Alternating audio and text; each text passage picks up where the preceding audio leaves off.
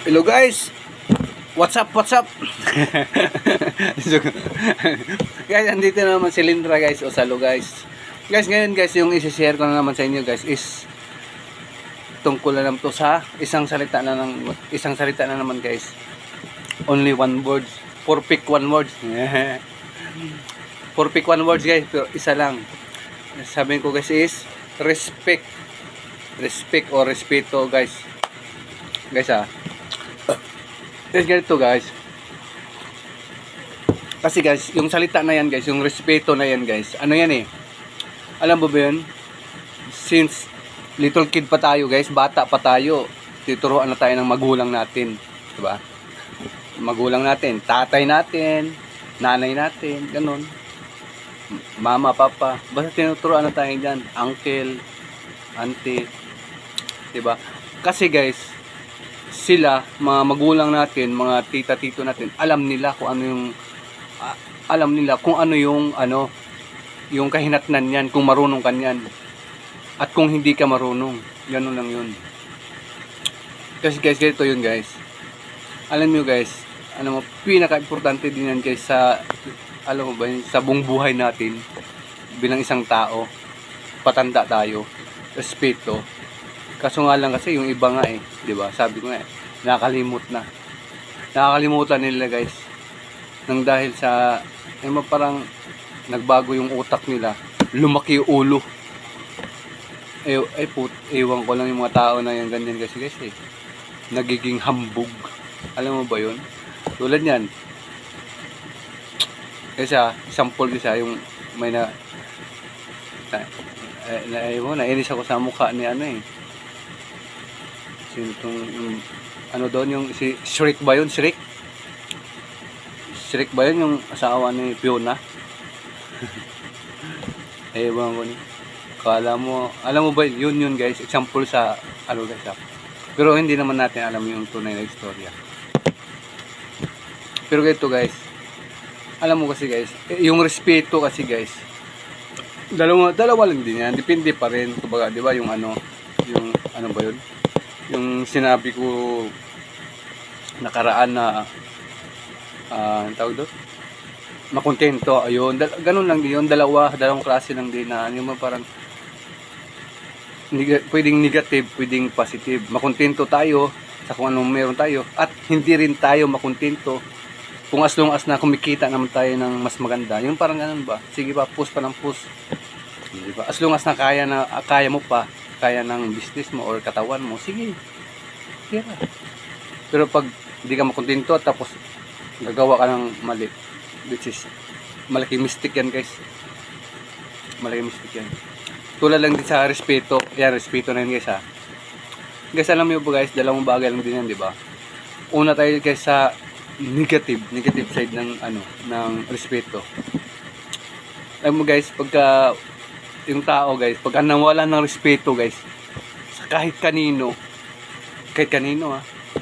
ay ewan ko lang, ibang parang lahat ng tao guys ayaw sa'yo. Bakit? Wala kang respeto nga eh, bastos ka eh.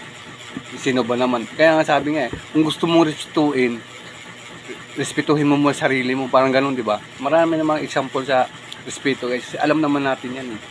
Yun nga lang, yung parang nakakalimot tayo. Kasi yung parang lumaki yung ulo natin na yung parang ina-underestimate natin yung tao, minamaliit natin yung tao, di ba? Yung bang mababa yung tingin ng tao sa atin. Kasi bakit? Yan yung tumitingin sa kasi panlabas na eh. Alam mo ba yon? Akala nila matalino na sila, magaling na sila na yung ewan ko sa tao na yung ang mahirap lang kasi guys, yung parang may nadadamay. Ayun, yun yung pangit dun eh. Alam mo ba yun? May nadadamay. Bakit? Sa ginawa nilang yun at yung ginawa nila, yun yung kawawa.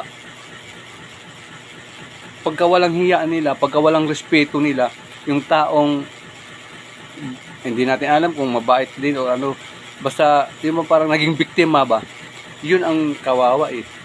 Dahil sa mga walang respeto eh, akala nila sila na, pero ang hindi nila alam guys, yun nga, o di ba, nababas na yung iba. Kasi nga, sa ginawa, tingnan mo. Yan yung isa sa example din sa ano,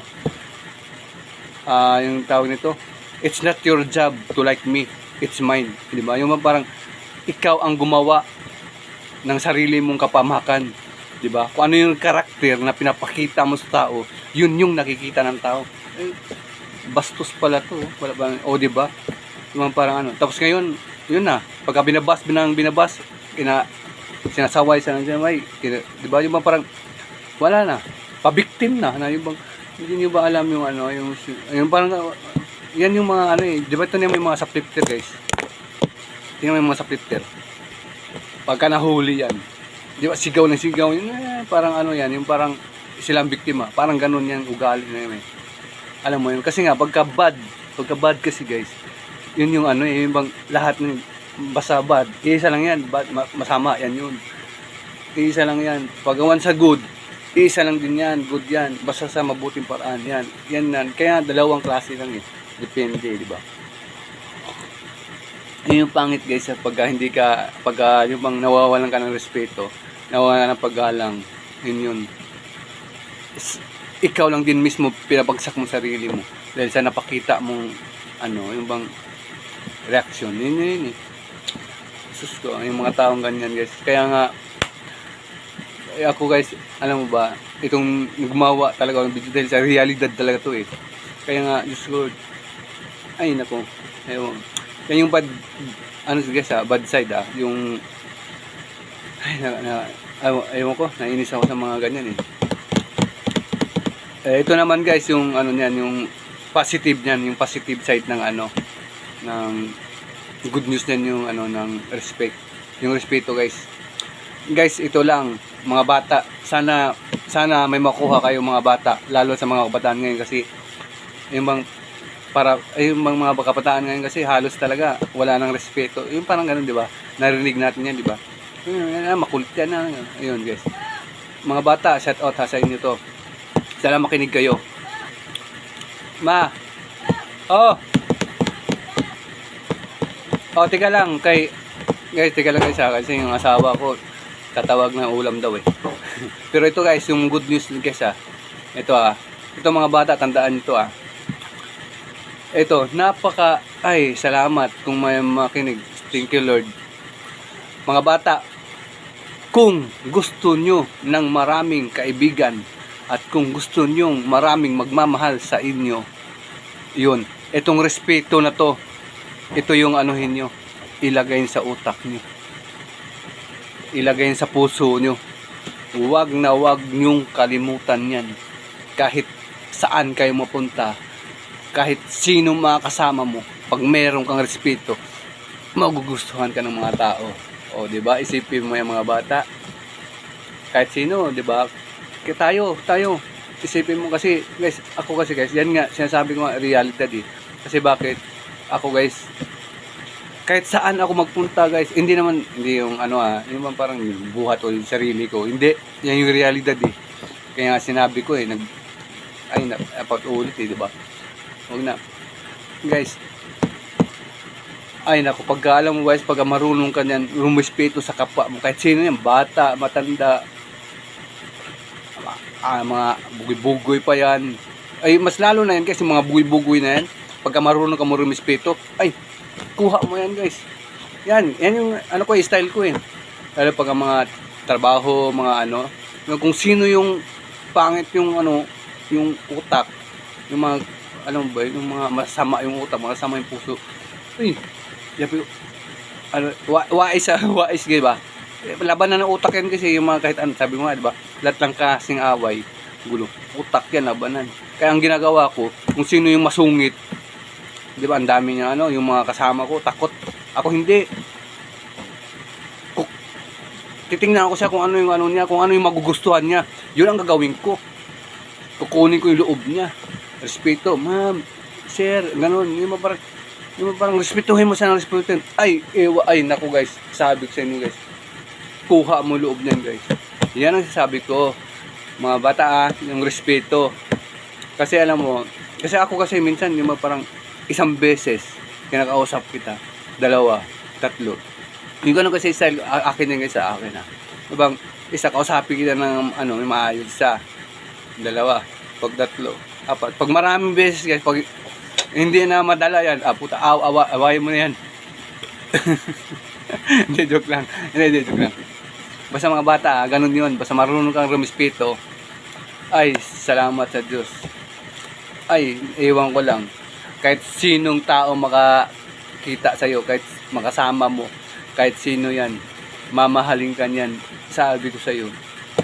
Bakit? Pagka may respeto ka guys, marunong ka rin magmahal niyan. Alam niya, ramdam na, kahit naman ako pamakita ko yung tao na parang panalita pa lang, uy, iba mong salita. Di ba yung mo narinig, di ba yung may hangin, may bagyo, parang ganun, di ba? Yung parang may mahangin na. Ayun, di ba yung mga ganun, uy, laon na, o di ba? Mga ganyan yun Mindset lang yun guys. Just, ay nako, yung parang malakas tayo para kiramdam natin yung bang ma-psycho na natin yung tao, di ba? Pero yung psycho kasi medyo kunti lang yan yung bang average yan, yung parang 50-50 yan 50-60 ganyan. Pero pag once na yung instinct gamitin mo guys, alam mo may instinct tayo. Yung instinct, ano ba yung instinct? Di ba yung iniinom yun, tapos malalakas ka, yun. Joke lang guys. Ano sting pala yung sting, talaga cobra, parang ganun, di ba? Guys, pagka yun, instinct, yung parang, yung parang, alam mo ba yung utak sa kayo puso, maramdaman mo, mapil mo na, uy, anong tao na yun. Guys, 70 to 80% guys. Ako kasi ganyan, yung parang, ako, pagka tumingin ako ng tao, tapos, yung parang, parang ganun ba, di ba? Marami naman ganyang tao O, yun lang yun. Guys, basta respeto guys sa lahat. Mga magulang, lahat, basta lahat yan. Importante magulang, kuya, ate, tito, lahat ng kapitbahay mo, barkada, lahat. Pag mayroon ka niyan guys, the best ka. Isa kang tunay na kaibigan, yun. Di ba mahirap maghanap ng tunay na kaibigan? Pero, isa ka nun pagka mayroon ka niyan. O sige guys, yun lang guys. Salamat. Kasi medyo humaba na yung oras at maghapunan na guys. Magluto muna ako guys. Chip cook tayo guys. Chip cook kahit paano. Salamat guys. Sana namin natutunan kayo. Kung wala, okay lang din. Ang sa akin lang, i-share ko yung realidad guys ba. Kasi nainis ako kay Shriek Nadadama yung ibang LGBTQ. Ano ba yan? Barbecue yung tawag. Pero bye-bye guys. Bye-bye. Ingat. Pray lagi guys. Pray.